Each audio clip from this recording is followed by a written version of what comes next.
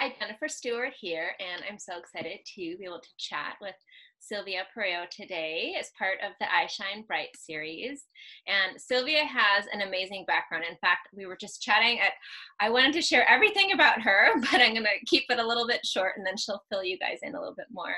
But Sylvia grew up in many different foster homes and relatives' homes, and she was able to, despite her challenging beginning, able to grow and be connected to the divine and nature to help guide her. And she has been now helping women for quite a long time. When she became a mom herself, she created conscious mothering circles and support, and as a perfect complement to the leading edge parenting education. For over 12 years now, it's quite a while, she's helped mothers heal the emotional challenges, and I know as a mom we have a lot, and intuitive disconnect that interfere with conscious parenting by reconnecting women to their own inner wisdom and spiritual connection. And I know that there's a lot of challenges with that in our modern lives. So thank you for doing that, Sylvia. How are you doing today? I'm great. Yeah. I'm so glad to have you on here and to chat with you. Your background and your experience is beautiful. So I'm so glad that you're sharing that with moms everywhere. So I always like to ask, what got you started in this whole realm of conscious parenting, conscious mothering, and wanting to help other women? Yeah, it was a great question that you sent me, and it got me thinking. And I realized that it was for me, it was before becoming a parent, because I worked with children. And also because as a former foster child, I had to do a lot of reparenting work to help myself heal and really learn about who I was and what it would look like to be loving to myself, because I really didn't get that modeling. So I really just got very excited about supporting my children's essence and all children, supporting them to be who they are. And so when I became a parent, I just kind of, translated all of that into what does it look like to support my children to be who they are? So it kind of began earlier than I would have thought. I thought, it began when I became a parent, but actually was in the works when I became a parent to myself. Yeah, no, I love that. Definitely. We definitely become challenged as we also start thinking about being a parent. And then once we are a parent, then for sure our children will bring up all sorts of stuff inside of us, right? Yeah. That we may have never realized we were dealing with. Mm-hmm. So yeah, no, that's beautiful. And how would you explain to someone who's kind of newer to this whole idea about conscious parenting? I think sometimes it sounds like this really big, like out there, like what in the world is conscious parenting? How many books do I need to read to even understand what it is? So someone that's newer to this, what would you tell them that it means to you? Okay. Actually, I love that the way you mentioned the books, because to me, it has nothing to do with books. It really has nothing to do with the experts. It's really intuitive parenting.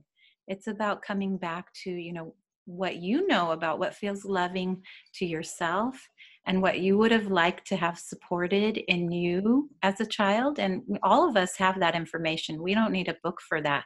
We just can think back to our own experience of when, things felt good and when things felt unsupportive or unloving.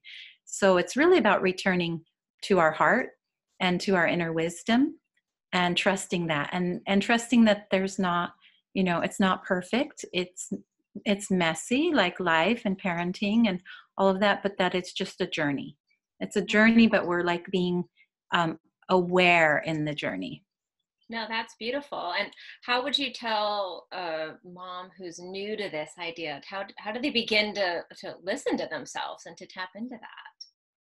Yeah, well, I recommend a lot. Well, I recommend the process that I teach, which is called Interbonding, and it's a spiritual psychology 6-step self-healing process. And what we basically are doing is helping people listen to themselves. Listen to what feels loving, and kind of recognizing the patterns and the ways that the things that we do that don't feel loving. So first, it just means that we're paying attention. right? And instead of just going with the flow and doing what we think we're supposed to do, our body is giving us information all the time. If we feel, upset or sad or tense, right, we're getting information all the time that certain things don't resonate with us. So it's really about learning to tune in and honor that we have these feelings for a reason, and to look at, well, what's happening, or what am I doing or thinking that's causing that upset. And then with this process, we connect not only to our intuition, but to our spiritual connection. So whatever that is for each person, we bring that in, because most of us don't know, what is conscious parenting, what is conscious living. We need support with that. So we bring our spiritual connection in to help us to be loving to ourselves and then to our family. No, that's beautiful. I love that. And I think that's often hard in our current life because there's so much going on all the time, whether it's technology or people down the street or somebody. There's just so much pressure telling people how to be, what to do. And I think it's hard as a mom to like stop and slow down, right? And say, all right, I get that. Like everybody's trying to share like lovingly their ideas, but to be able to tune that out and really tune into who you really are and who your child is. So I don't know, how do you help moms be able to deal with that when they're in this, I mean, we're in this world, it's here. So yeah. Well, you know what, that question reminds me so much of what I would say to myself when, like every other person, I wanted to look out there, right? Look out there for the answers. And I developed like a little question I would always remind myself of. And I would say, if I lived in the jungle, what would I do? Right? If I didn't have all these outside influences that can be really confusing, what would I do? And that would always just take me back to my intuition. I mean, moms have so much intuition. I mean, and that's one of the things that's so beautiful about becoming a parent, right? Is it turns that on, because all of a sudden, we may not tune in so easily to what's loving for us, but man, we really tune in when it's about our child. And so that question really has guided me and guided a lot of moms. And I mean, you can make it whatever. If I lived in the forest by myself, what would I do? Or, and usually we have to point ourselves back to our inner knowing, because we know our child the best, and even though I work as a counselor, most of what I do when parents have challenges with their children is I help to build the relationship between them and the child. I don't actually say, well, send me your child, I'll help them, right? Because I don't know their child as well as they do. From day one, you are learning about your child. Your child is showing you who they are, what they love, what feels good, what doesn't. So we have so much information, and I think it's not so much about whether or not we can access that. It's about just turning our attention back here into our heart and to our gut. Yeah. No, I think that's beautiful. And I think it is still challenging because you're going to have the teacher, the grandparent, the whoever giving you, their advice out of love and care.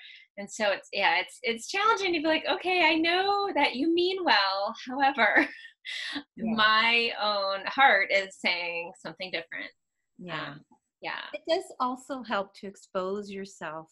So once you tune into what feels true to your heart, if you happen to be living in a situation where that's countercultural to where you are, then it's important, and that is one blessing of, the internet age, is to actively seek support in what feels right to you.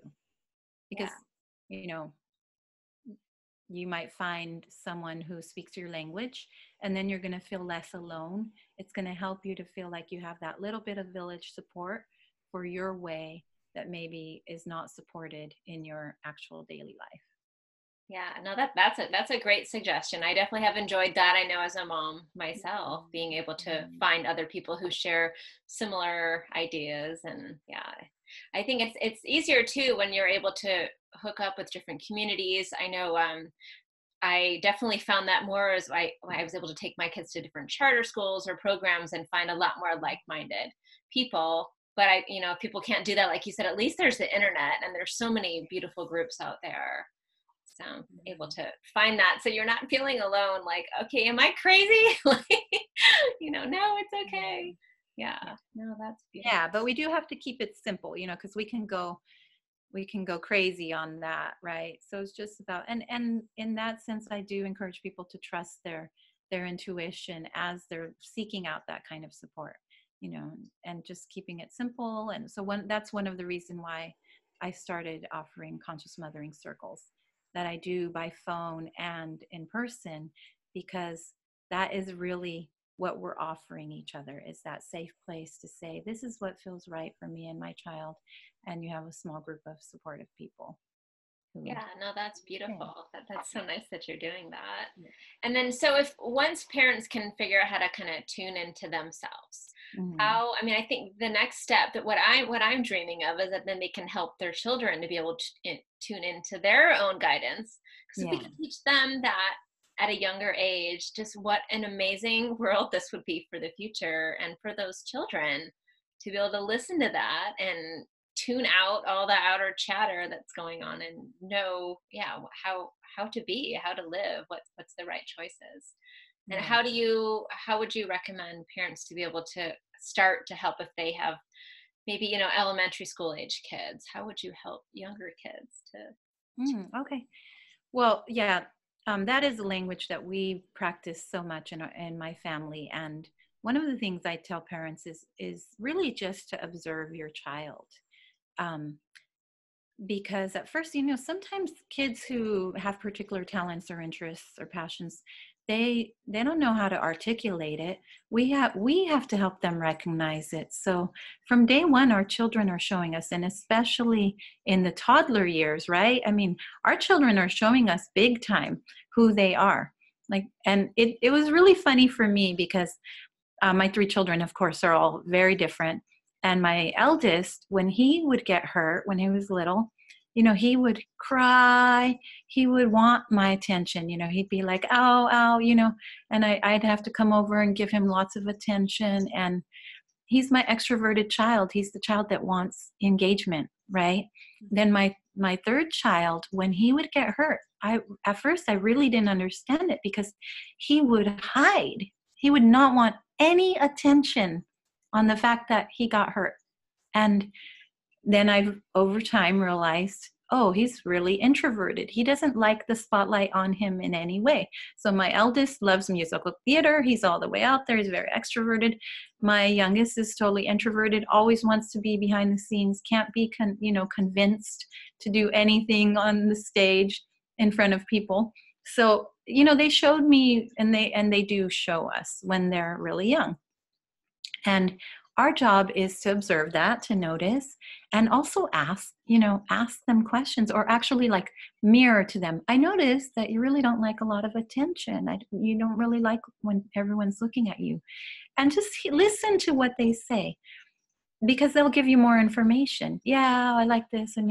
And so mirroring is also really important. Just kind of not a label, not like this is who you are, but I noticed, and tell me more about that, or what's that like for you, and also then just as they're older, really asking them what are your favorite things, and not to be so cheesy, but I also, really with my children, it was like my son, when he was 1, we threw him a ball party because he loved balls, all balls. If there was a ball in the room, he would chase it, and start bouncing it. And he's my 15-year-old, he's an athlete, and that's what he does. He plays with balls all day, right? So I just think it's, our children, just like us, we came into the world uniquely ourselves, here with our special gifts, ready to share our unique, gifts and talents in this landscape, right? And they all come in really early. So it's really just about tuning in. And I'm sure you know all of this. These are the things I recommend. Just observing, mirroring, and asking a lot of questions about their interests. And the other piece I would say, if you have school-age children, is that we have to be willing to take them outside of traditional environments to help them to find who they are. And we have to be willing to give them experiences in non-traditional, like daily schedules also. For instance, my daughter, she's very connected to animals. Now, if I had just left her in school, she has the hybrid program. She goes to a learning center a couple days a week, and then she's with horses and animals the other days. And if I had just left her 5 days a week in school, I wouldn't have known about this deep love and skill that she has with animals. So, we kind of have to expose ourselves and our children to lots of different possibilities, and then just ask, engage with them about what feels good, and be willing to pursue those avenues, even if we're learning a lot along the way about those avenues, right? Yeah. Like if you homeschool, you have to learn. There's a lot you have to learn, right? Yeah, no, I love that, because I think oftentimes we just get caught up in what everybody else around us is doing, and maybe just not on purpose, but just because we're busy, we don't stop and take a moment to think about what our child is really, what's their special love, their talent, and like you said, be able to take them and do those things. Maybe even if nobody else around them is doing those activities, we can look that up and help them pursue and grow that love. And maybe be something they can do as an adult, maybe not, maybe it's just part of their childhood experience. So yeah, no, I love that. And I think that goes along with the next topic that I wanted to chat about is, parents just loving their kids for who they are, no matter what. And for me, I think that's one of the biggest things with this whole conscious parenting movement is it's, not worrying about whether they hit certain milestones or if they do what everybody else around is doing, but just loving them for who they are and allowing them that space. So I don't know if that's something that you can address for how can we help parents be able to do that for their kids? Yeah, the main way that I address that is by helping parents practice inner bonding, because parenting really is a spiritual journey in my book. And the way we learn to be unconditionally loving to our children is by being unconditionally loving to ourselves, right? And learning That's and hard. yeah, and learning and practicing self-acceptance. And we have a lot of programming and a lot of expectations that were placed on us and or that we now place on ourselves. And so really it's about, and that's where we bring our spiritual connection in, because if we're just trying to do everything in our head, we kind of just revert back to that old programming. But if we say, well, what would love do? Or what would compassion or, what would be an unconditionally loving response? What would be loving right now to myself and then to my children, right? So we just kind of have to keep asking the question. And usually for many, that means reaching out to whatever you connect to spiritually. I mean, it can be nature, it can be anything, but it's just taking ourselves out of that programmed mind that's limited, right?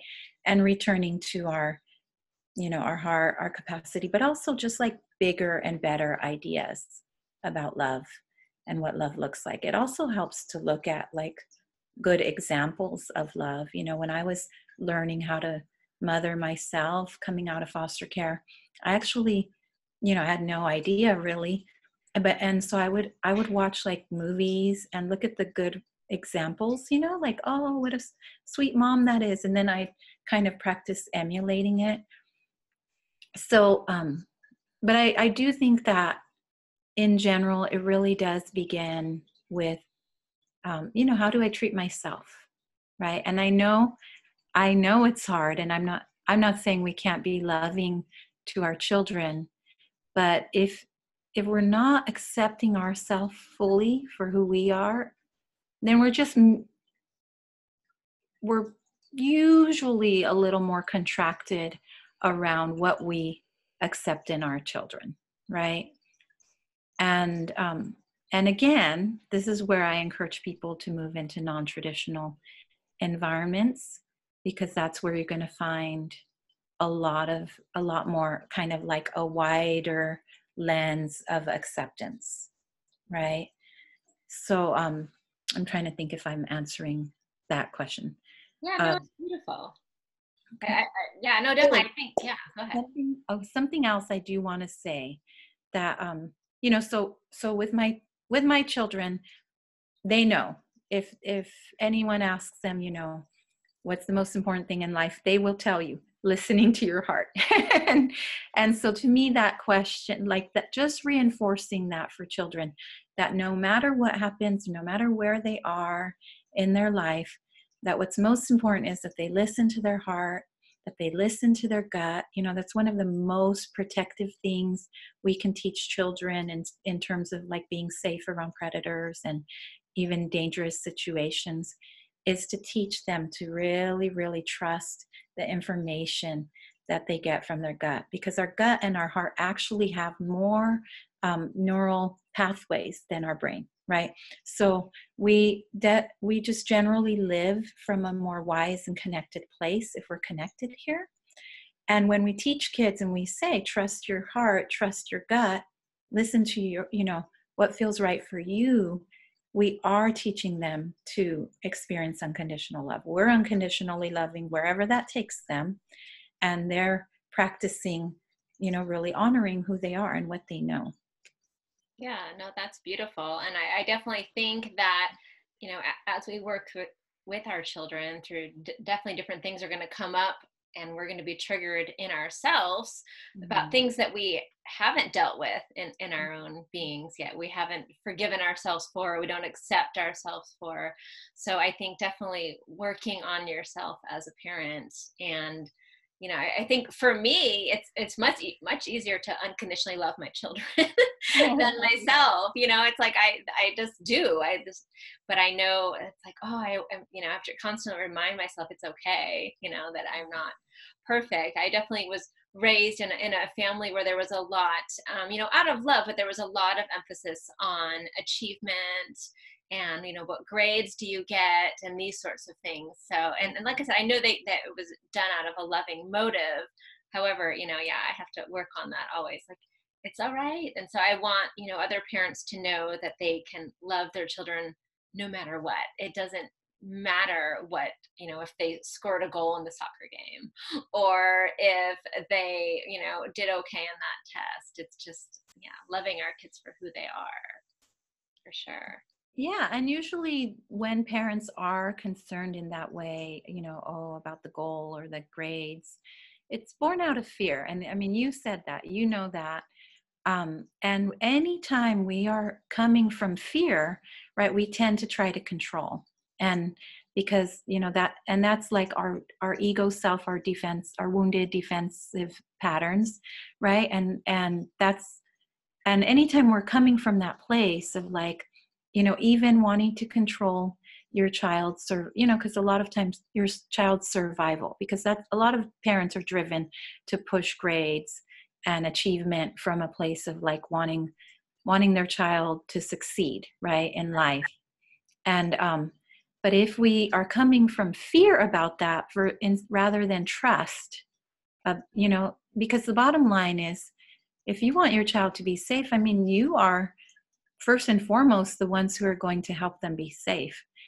If anything happens in their life, you're their safe nest. It's not the world out there where they get the grade or score the goal, right? Um, so so that's where we do have to look at what's motivating me. What's motivating me to want that perfection? What am I worried about? What am I scared about? And we just attend to that, our own fear, right? So if I go, oh, I'm so scared that they're not going to be okay. Well, what's the truth about that? What? Well, the truth about that is if something happened, if they lost a job or they couldn't make ends meet, I'm here and we would work together. We'd figure out some other way, right?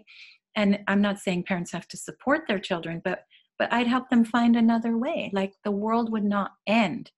And if I could just feel okay that, okay, there's all the other possibilities, then they can be who they are. Then I don't have to stress, right? So sometimes we can't just ignore the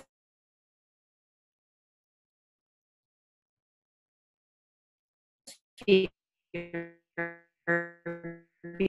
Oh, it's okay. All right, there we go. Sorry for the Okay, so technical. no problem. So was I talking about fear Yes, then? And so I think I was saying that, or did I get to the point of like we have to walk ourselves through the fear? yes, that's Or perfect. that yeah. So we don't just say, oh, don't be afraid. We have to address what the fear is. Like, oh, if I'm worried that my child's not going to succeed in life, okay, well, worst case scenario, if that happened, what would we do? Oh, well, I'd probably help them problem solve through that, right? It's not the worst case. And so really it's okay if they don't score a goal right now, or it's going to be okay. And then when we know that it's going to be okay, then we can let them be who they are.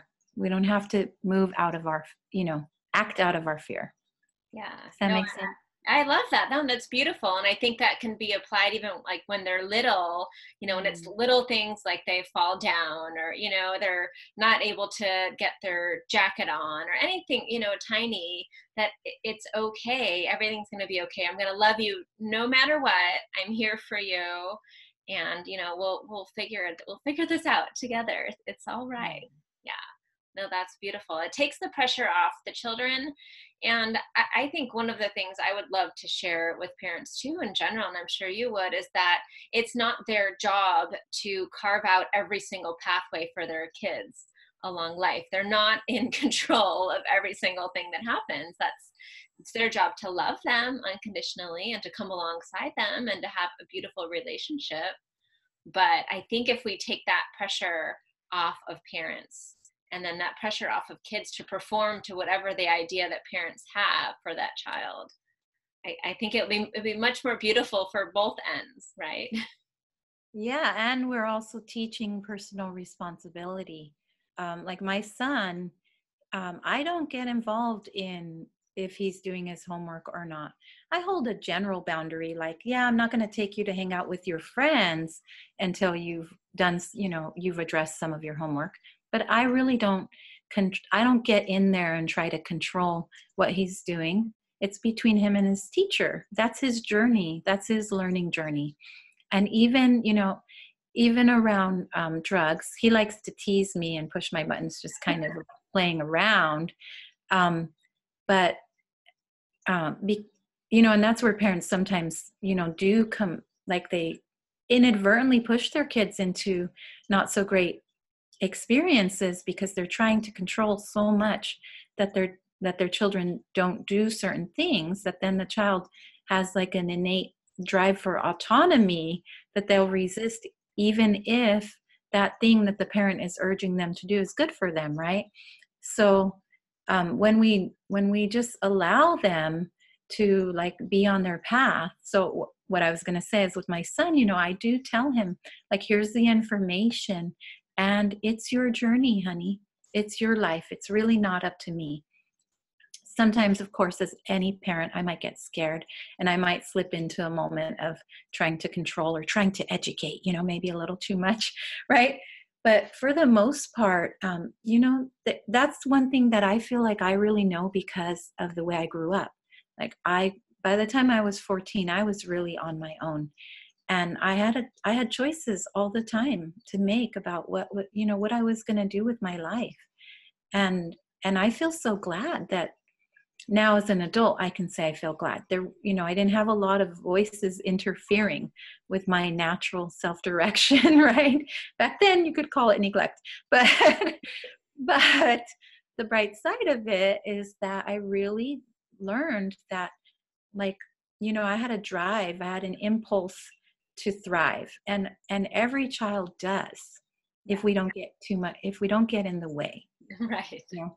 And from a spiritual perspective, right, every child has their own journey, and a lot of times our job is really more about asking our guidance or praying or whatever, and asking to, for help, to help us to see what their path is and allow it and support it in whatever ways we need to support. But in, really a lot of that is just kind of like being a foundation and observing them unfold. Yeah. No, I love that. And I think once parents understand that, I think it's so beautiful because that takes away the fear. It's not our job to control all the outcomes. And yeah, it's hard, I think, because we often like out of, we feel like it's out of love that we want to control this and that so they don't make those mistakes. We don't want them to trip and fall. We don't want them to, have a bad time in school. We don't want these things for them. But if we don't allow them, then we're not allowing them to grow. So we have to let go of that chokehold to the point, yeah, that they can experience their own journey for sure. Yeah, no, I love that. And I think our time is about up. I'm trying to keep these to about a half an hour, Sylvia. But I wanted to ask you, so if parents want to go and they want to learn more about what you have to offer and about you, what's the best way for them to do that? Yeah, they can just go to my website, which is www.connectingwithin, so CONNECTING, connecting, like connect within and with your child. So connectingwithin.com. And I do have a free ebook on there that they can download, which is essentially an outline of the process that I teach to help, help us connect inside, and so that we can be loving to ourselves and to our families. Yeah, no, that's beautiful. Well, thank you so much for your time today. I really enjoyed our chat, and I hope some of the listeners can take some of the things that they learned and try them out in their lives and in their parenting journey, and hopefully they'll see some help and improvement in that. So thank you so much. Thank you so much for everything that you're doing and for your very positive support of parents. I really appreciate what you're doing. Thank you. Mm-hmm.